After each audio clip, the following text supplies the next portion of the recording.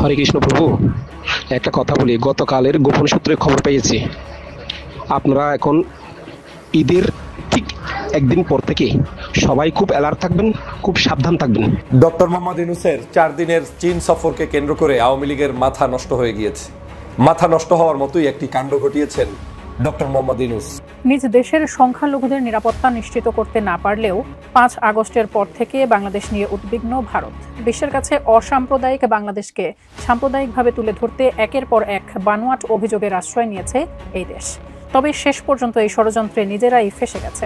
আর আজকে চায়নাতে বান Ki Moon সাবেক বাংলাদেশের এই উপদেষ্টাকে জাতিসংঘের সাবেক মহাসচিব বান কি মুন আজকে চায়নাতে গিয়ে বান কি মুন দেখা করেছেন ডক্টর মোহাম্মদ ইউনূসের সাথে, এবং দেখা করে বাংলাদেশের স্বৈরাচার শেখ হাসিনাকে কিভাবে আন্তর্জাতিক আদালতে নিয়ে বিচার করা যাবে সেই বিষয়ে পরামর্শ দিয়েছেন ডক্টর মোহাম্মদ ইউনূসকে। কান্দে করিয়া বগা কান্দে। আমি আজকে বলে রাখি, আপনার নোট করে রাখেন, আগামী 1 সপ্তাহের মধ্যে বন্ধুত্বের হাত বাড়াই দিবে এই মোদিজি। আমাদের ইউনূস স্যারের সাথে বন্ধুত্ব করার জন্য পাগল হয়ে যাবে। কিন্তু শেখ হাসিনা ভারতে এখন পর্যন্ত কি বিষয় থাকে, কেমনে থাকে, কোন আইনে থাকে, সেটা কিন্তু খুব ভারতের অপোজিশন লিডাররা এই প্রশ্ন কিন্তু করেছে। তেমনি বাংলাদেশের মানুষও জানতে চায় নরেন্দ্র মোদীর কাছে যে শেখ হাসিনা যা আছেন সেখানে কি পারপাসে আছেন। সেনাপ্রধান জনাব ওয়াকারুজ্জামান বঙ্গভবনে মাগরিবের নামাজের ইমামতি করে প্রশংসায় ভাসলেও আমি বিষয়টা নেগেটিভলি উত্থাপন করেছি যে না, পজিটিভ দিকের মধ্যেও একটা আশঙ্কা রয়েছে যে সম্ভাব্য মিলিটারি স্বৈরশাসকরা পাওয়ার টেক ওভার করার আগে এরকম একটা ইমেজ বিল্ডিং এর চেষ্টা করেন। এই যে দেখেন, আমি কি ভালো মানুষ, ইমামতি করতে পারি, কোরআন হাদিস বলি, আমার হাতেই তো দেশ নিরাপদ।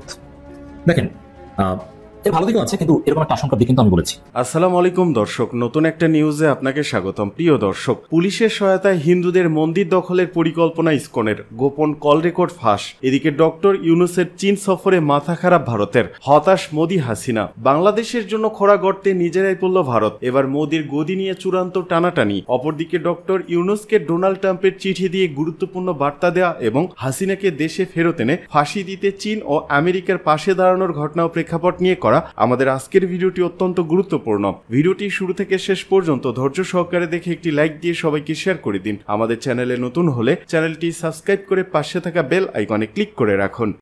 হরে কৃষ্ণ প্রভু।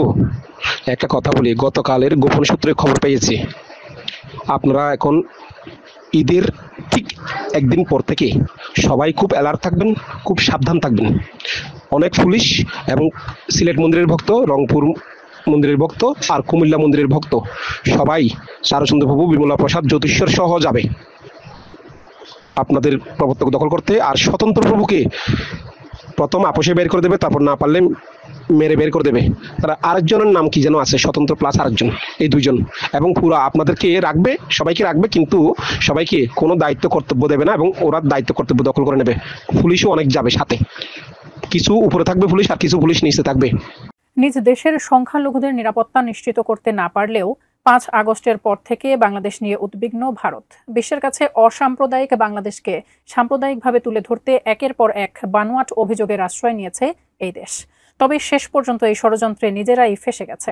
দেশটিতে এবার মুসলিম সংখ্যালঘুদের উপর নৃশংস নির্যাতনের অভিযোগ তুলেছে যুক্তরাষ্ট্রের ধর্মীয় স্বাধীনতা বিষয়ক সংস্থা।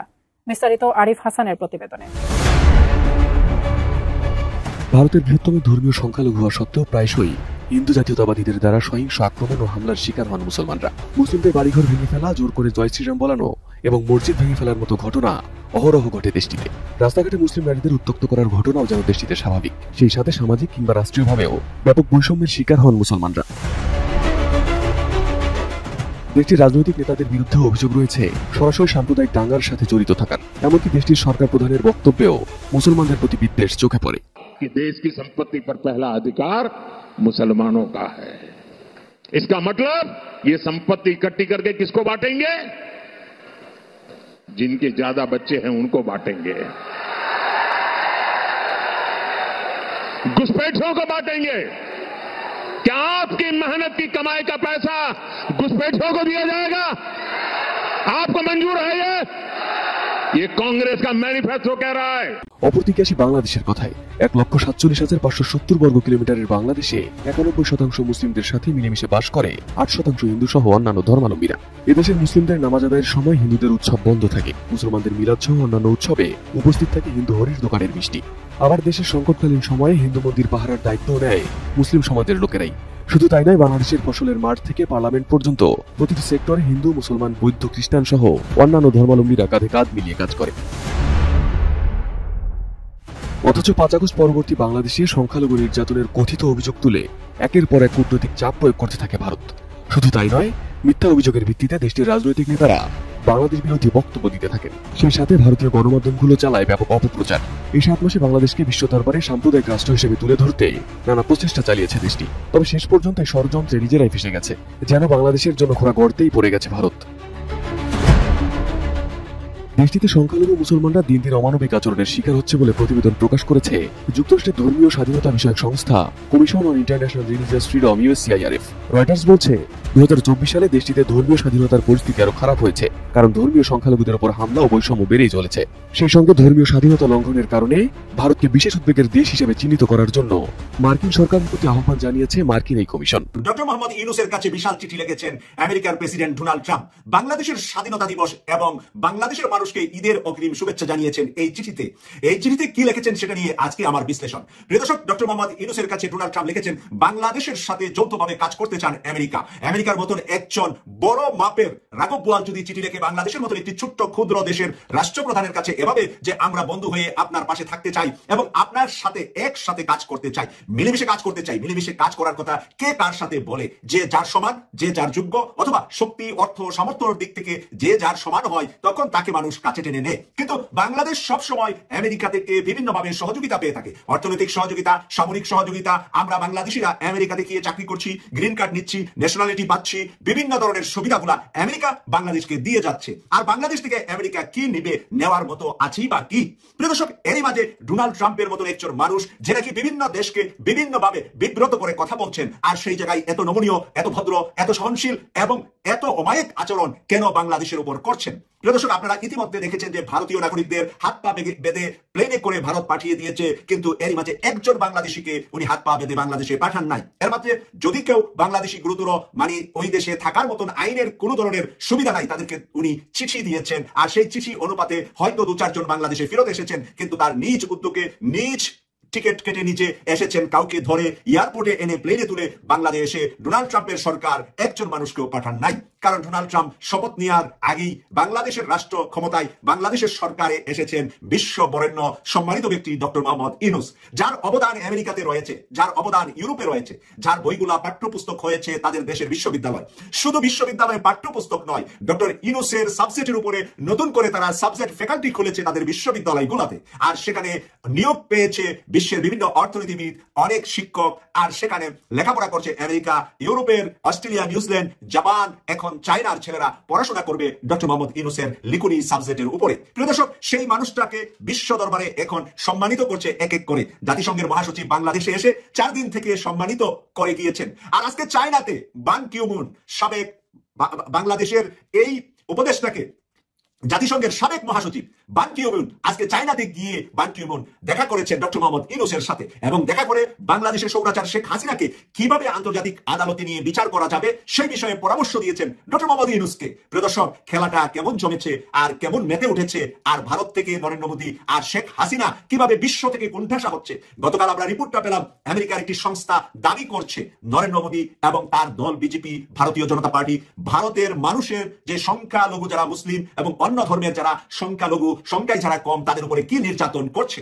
এবং রর মতন ভারতের এই গোয়েন্দা সংস্থাটি, যে গোয়েন্দা সংস্থাটি 15.5 বছর শেখ হাসিনার ঘাড়ে বসে বাংলাদেশের আলেম উলামা, বাংলাদেশের ইসলামপন্থী মানুষ, বাংলাদেশের ধর্মভীরু মানুষ, বাংলাদেশের নিরহ স্কুল কলেজ মাদ্রাসা পড়ুয়া ছাত্র যারা নাকি নামাজ পড়ে 5 ওয়াক্ত, তাদেরকে টার্গেট করে করে কিভাবে নির্যাতন করেছে সেই হদিস আমেরিকার কাছে পৌঁছে গিয়েছে। সেই কারণে ভারতের রকে নিষিদ্ধ ঘোষিত সংস্থা হিসাবে তারা উত্থাপন করেছে। প্রিয় দর্শক, আমেরিকাতে গতকাল উত্থাপন হয়েছে ভারতের রকে নিষিদ্ধ করা।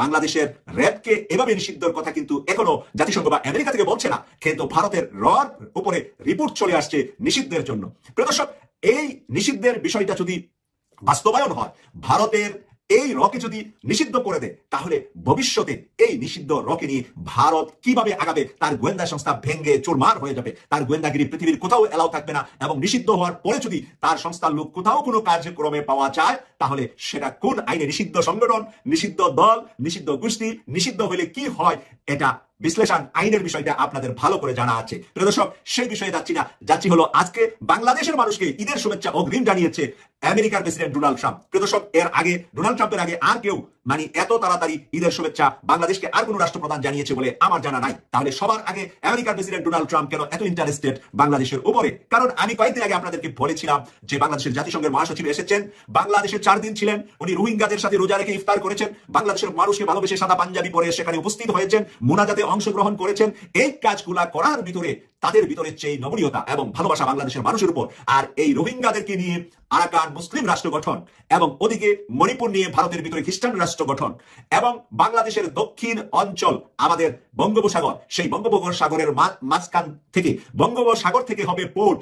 ডক্টর মোহাম্মদ ইউনূসের 4 দিনের চীন সফরকে কেন্দ্র করে আওয়ামী লীগের মাথা নষ্ট হয়ে গিয়েছে। মাথা নষ্ট হওয়ার মতোই একটি কাণ্ড ঘটিয়েছেন ডক্টর মোহাম্মদ ইউনূস, যেখানে পার্শ্ববর্তী দেশ ভারত ডক্টর মোহাম্মদ ইউনূসকে সহ্য করতে পারছে না। 24 ঘন্টা ইউনূসের বিরুদ্ধে কুচ্ছা রটাচ্ছে। ওই দেশে বসেই বাংলাদেশের জুলাই যে আন্দোলন হয়েছে, অভ্যুত্থান হয়েছে, সেই সময় যে মানুষদেরকে খুন করেছে শেখ হাসিনা, সেই খুনিকে আশ্রয় দিয়েছে ভারত। ভারতে গিয়ে শেখ হাসিনা 24 ঘন্টা বাংলাদেশের বিরুদ্ধে ষড়যন্ত্র অব্যাহত রাখছে, বাংলাদেশ সেনাবাহিনীর বিরুদ্ধে অব্যাহত রাখছে, এদেশের মানুষের বিরুদ্ধে অব্যাহত রাখছে। এদেশের মানুষের ঐক্যকে বিনষ্ট করতে 24 ঘন্টা মিথ্যা গুজব রটানো হচ্ছে, যা বাংলাদেশের জনগণের ডানপন্থী বামপন্থী যে কোনো পন্থী মানুষকে এক ধরনের অশান্তি তৈরি করবে। আওয়ামী লীগের মূল প্ল্যানটাই হচ্ছে আপনাকে এখন অশান্তিতে রাখা, আপনার চেহারা সেজে, আপনার মতো সেজে, আপনার মতো বক্তব্য করে এমন কিছু কথা মানুষের কাছ থেকে আপনাদেরকে শোনানো হবে যাতে আপনি নিজে নিজে অস্বস্তিতে ভোগেন। এই কাজগুলো এখন করছে। আর সেই মুহূর্তে বাংলাদেশ থেকে 4 দিনের সফরে গিয়েছেন ডক্টর মোহাম্মদ ইউনূস। কোথায় গিয়েছেন? চীন রাষ্ট্রে। কিভাবে গিয়েছেন? চীনের পক্ষ থেকে দেয়া বিশেষ ফ্লাইটে করে তিনি সেখানে উপস্থিত হয়েছেন। কাদের সাথে তিনি কথা বলছেন? বিশ্ববরণ্য ব্যক্তিদের সাথে। কিভাবে তিনি কথা বলছেন, তার সম্মানের উচ্চতা কোথায়, এগুলো আজকের জনগণের সামনে যেমন সম্মানের জায়গায় পরিণত হয়েছে, পাশাপাশি পার্শ্ববর্তী দেশের জন্য বিষে পরিণত হয়েছে, এক মহা বিষে পরিণত হয়েছে। শেখ হাসিনা যে কোনো মূল্যে ডক্টর মোহাম্মদ ইউনূসের এই সফরকে বানচাল করার জন্য চেষ্টা করে গিয়েছিলেন, কিন্তু আজকের সেই শেখ হাসিনার সেই বানচাল করা কোনোভাবেই সফল হয়নি। শেখ হাসিনা চেয়েছিলেন ডক্টর মোহাম্মদ ইউনূস যাতে কোনোভাবেই বাংলাদেশ থেকে চীন সফরে যেতে না পারেন। সে কারণে কি করেছেন? বাংলাদেশ সেনাবাহিনীর বিরুদ্ধে হঠাৎ করে দেখেন পরিকল্পিতভাবে সেদিন রাতের বেলা এমন একটি নিউজ ছড়িয়ে পড়লো যে সেনাবাহিনী ক্ষমতা নিয়ে নিচ্ছে, সেনাবাহিনী যে কোনো মূল্যে জরুরি অবস্থা ঘোষণা করবে, সেনাপ্রধান এখন এই মুহূর্তে ডক্টর মোহাম্মদ ইউনূসকে অ্যারেস্ট করবে। বহু গাল গল্প আমরা শুনেছি, কিন্তু আজ অবধি পর্যন্ত, এখন পর্যন্ত সেনাপ্রধান কি সেই জায়গায় কোনো ধরনের অস্বস্তিকর কোনো কিছু করেছেন? বাংলাদেশের জনগণের জন্য বিপদে ফেলতে কোনো কিছু করেছেন? বাংলাদেশের মানুষকে কোনো ধরনের সেই আপনার কি বলে জরুরি অবস্থার মধ্যে ফেলেছেন? ফেলেননি। তার মানে সেনাপ্রধান বাংলাদেশের রাষ্ট্র ক্ষমতা নিবে না, সেনাপ্রধান বাংলাদেশের জরুরি অবস্থা দিবে না, সেনাপ্রধান বাংলাদেশের মানুষের স্বাধীনতার বিশ্বাসী, সেনাপ্রধান বাংলাদেশের মানুষের গণতন্ত্র বিশ্বাসী।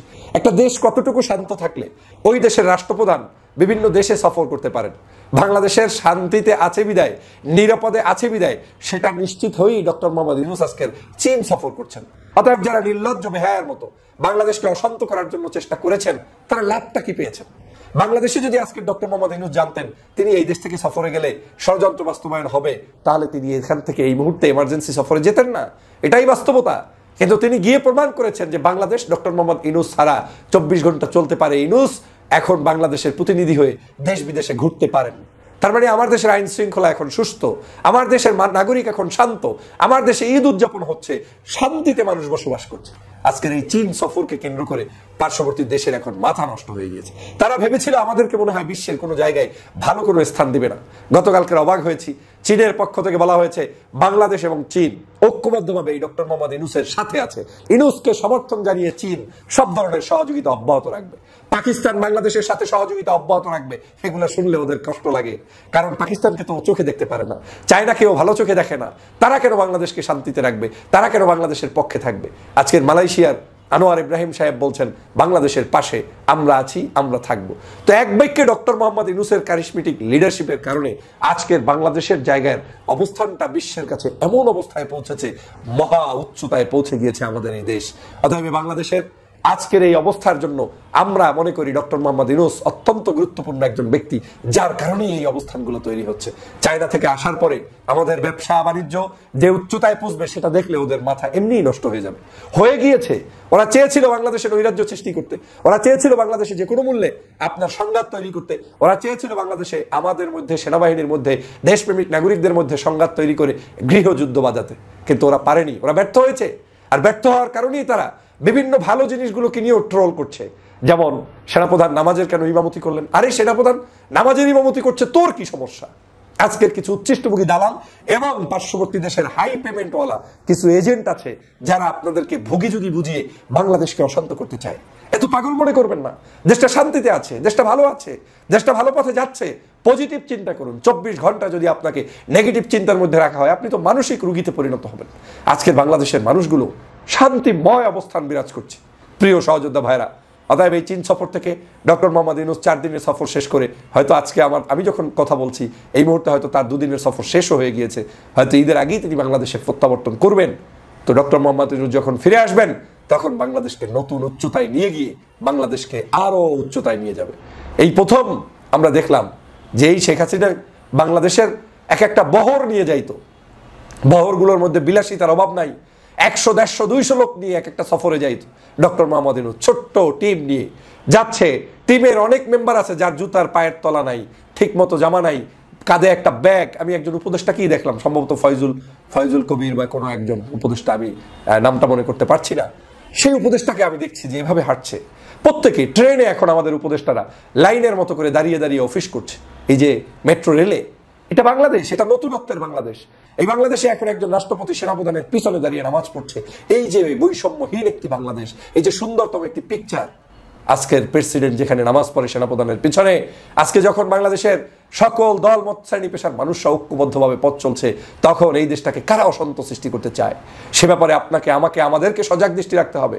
চীন সফরকে কেন্দ্র করে কারা বাংলাদেশে বিভিন্ন ধরনের সংঘাত তৈরি করতে চেয়েছিল, তারা এখন ব্যর্থ হয়ে, এখন বিপদে পড়ে অবশেষে বলতে বাধ্য হচ্ছে ডক্টর মোহাম্মদ ইউনূসের সাথে তারাও সম্পর্ক রেখে পথ চলতে চায়। অতএব তাদের মুখোশ এখন উন্মোচিত হয়ে গিয়েছে। তারা এখন বাংলাদেশ নিয়ে আর নতুন করে ষড়যন্ত্র করে সফল হতে পারবে না। হ্যাঁ, তবে তারা চেষ্টা চালিয়ে যাবে। এদিকে চীনের প্রেসিডেন্টের সঙ্গে প্রধান উপদেষ্টার বৈঠক। প্রধান উপদেষ্টা অধ্যাপক মোহাম্মদ ইউনূস আজ শুক্রবার চীনা প্রেসিডেন্ট শি জিনপিংয়ের সঙ্গে দ্বিপাক্ষীয় বৈঠক করছেন। প্রধান উপদেষ্টার ভেরিফাইড ফেসবুক পেজে এই তথ্য জানানো হয়। স্থানীয় সময় আজ সকাল 10টায় বেইজিং এর গ্রেট হল অব দ্য পিপলের চীনা প্রেসিডেন্টের সঙ্গে মোহাম্মদ ইউনূসের বৈঠক শুরু হয়। এই বৈঠকের পর শুক্রবার স্থানীয় সময় দুপুর 12:15টায় বেইজিং এ বিনিয়োগ বিষয়ক এক সম্মেলনে যোগ দেবেন ডক্টর মোহাম্মদ ইউনূস। চীনা বিনিয়োগকারীদের বাংলাদেশের ব্যবসা বান্ধব পরিবেশের তথ্য জানাতে এবং বাংলাদেশে বিনিয়োগে আকৃষ্ট করতে এই সম্মেলন অনুষ্ঠিত হতে যাচ্ছে। প্রধান উপদেষ্টা একই স্থানে টেকসই অবকাঠামো ও জ্বালানি বিনিয়োগ, বাংলাদেশ 2.0 উৎপাদন ও বাজার সুযোগ এবং সামাজিক ব্যবসা, যুব উদ্যোক্তা এবং 3.0 বিশ্ব, এই 3টি বিষয়ের উপর 3টি গোলটেবিল আলোচনা যোগ দেবেন। বৈঠককালে তিনি বিভিন্ন কোম্পানির প্রধান নির্বাহী কর্মকর্তা, সামাজিক ব্যবসা সার্কেলের অভিজ্ঞ ব্যক্তিবর্গ, বিখ্যাত চীনা কোম্পানি উচ্চপদস্থ কর্মকর্তা এবং ব্যবসায়িক প্রতিনিধিদের সঙ্গে মতবিনিময় করবেন। অধ্যাপক ইউনূস চীনে নিযুক্ত বাংলাদেশের রাষ্ট্রদূতের সম্মানে আয়োজিত এক নৈশভোজে যোগ দেবেন।